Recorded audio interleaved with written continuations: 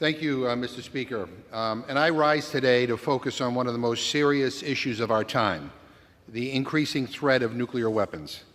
Over decades of negotiations, a multi-layered architecture of nuclear arms control agreements resulted in significant reductions in the total number of nuclear weapons and nuclear warheads in the arsenals of the United States and Russia. It also promoted and built an international consensus to shun nuclear testing and embrace non-proliferation. But today, we face the challenge that the only remaining arms control agreement between the U.S. and Russia, New START, expires in February 2026, just a little over a year from now. The world stands at the brink of a nuclear arms race with no guardrails or no limits. The U.S. has committed itself to modernize its nuclear arsenal over 30 years at a cost estimated to exceed $1.5 trillion. Russia repeatedly has threatened to use nuclear weapons in Ukraine and even against NATO nations for any reason he perceives as the West making threatening moves against Russia. North Korea continues to threaten South Korea, Japan, and the United States with a nuclear strike while forming a new alliance with Russia. China is engaged in a buildup of its own nuclear arsenal. The Pentagon estimates China will likely have 1,500 nuclear warheads by 2035 if the pace of its buildup continues.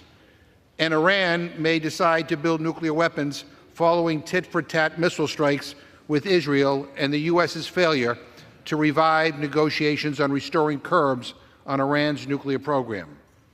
Adding to this uncertain and tense global nuclear security landscape, the American people voted to return Donald Trump to the presidency for a second term.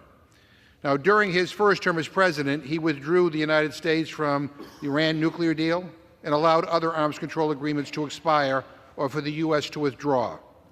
But it will be on his shoulders to help the world back away from the brink of the first use or exchange of nuclear weapons since the end of World War II, and to avoid a new nuclear arms race with all its financial and geopolitical costs.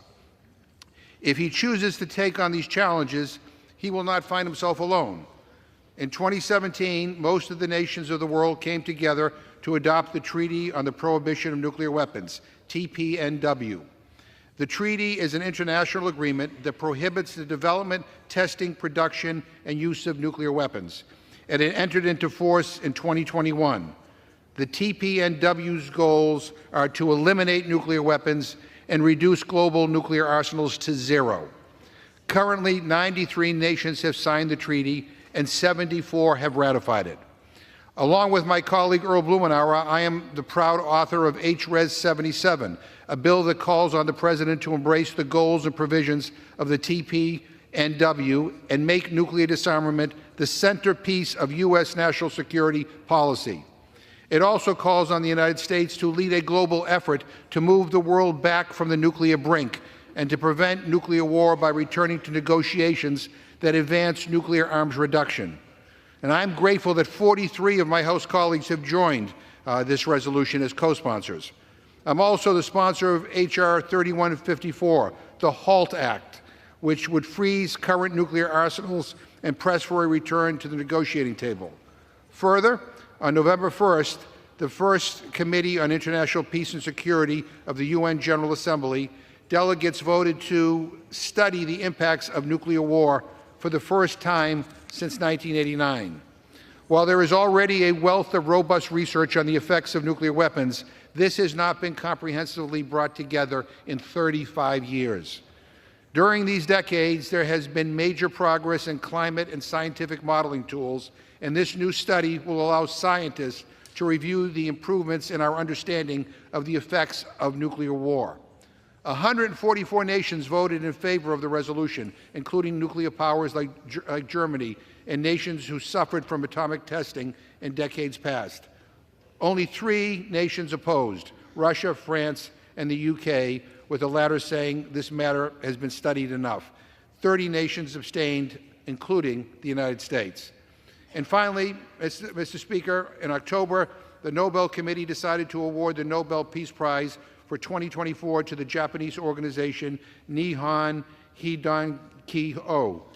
This grassroots movement of atomic bomb survivors from Hiroshima and Nagasaki received the Peace Prize for its efforts to achieve a world free of nuclear weapons and for demonstrating through witness testimony that nuclear weapons must never, ever be used again. The award reminds us most vividly of the human cost of nuclear war. As many of my House colleagues know, for over a decade I've championed the cause of the atomic veterans to be recognized for their sacrifice, suffering, and patriotism in working on U.S. atomic testing and production sites, often with little or no protection from radiation. After years of bipartisan work by Congress, in September 2023, in a moving ceremony, the Pentagon awarded the Atomic Veterans Commemorative Service Medal in person and online to those still surviving atomic veterans and posthumously to their families. But members of the military were not the only ones to suffer. Civilians, especially in the state of Nevada, were also victims of atomic testing.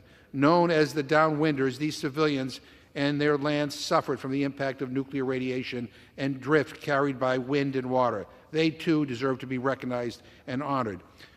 Mr. Speaker, what we are talking about here today, my colleagues and I, is a big deal.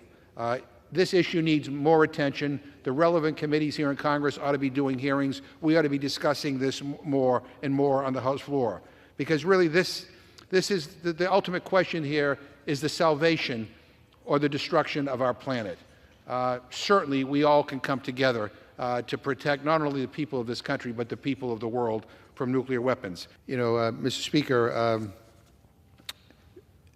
during his first term, President Trump was right to initiate talks and try to negotiate a nuclear agreement with North Korea.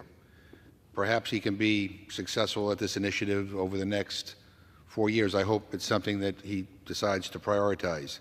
There are other important nuclear security issues that I hope he'll take to heart, like his Republican predecessors, Ronald Reagan and Dwight Eisenhower, help lead the world away from the brink of a nuclear arms race and a nuclear war. And these include taking a critical look at nuclear modernization to ensure it will provide cost-effective deterrence, hold the Pentagon accountable for unnecessary and costly weapons programs, adhere to the nuclear weapons limits set forth in the new START agreement, extend and expand upon existing arms control engagement, uphold the global taboo on explosive nuclear weapons testing, and stop funding missile defense programs that do not work.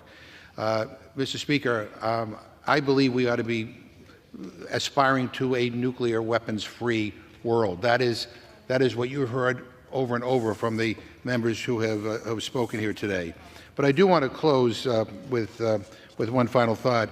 You know, Mr. Speaker, when I was in college, I worked my way through college working in the office of Senator George McGovern of South Dakota, no relation, but one of my heroes and a champion on nuclear arms control.